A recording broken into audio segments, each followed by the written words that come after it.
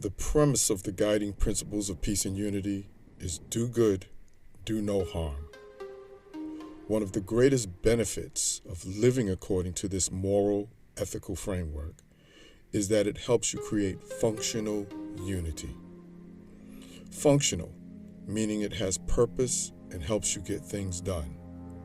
Unity means people of different races, religions, classes, nationalities, genders, gender identification, sexual orientation, political affiliations, working for the common survival and prosperity by being committed to the premise of do good, do no harm. We will never be the same, but we will not seek to harm each other, but help each other.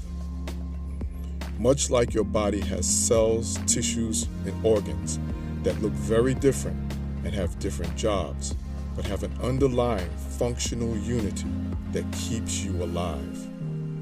The guiding principles of peace and unity can help you harmonize your personal physical body and your body of ideas, beliefs, emotions, sensations, and habits.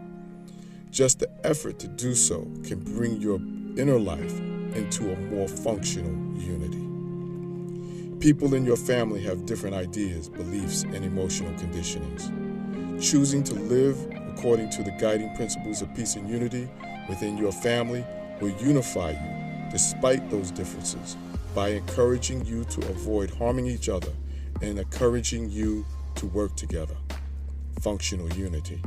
People in your neighborhood are even more varied in appearance, ideas, beliefs, and emotional states.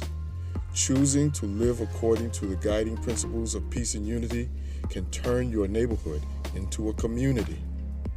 The same applies to schools, businesses, and organizations. You can get the guiding principles of peace and unity and its related violations at thegppu.org.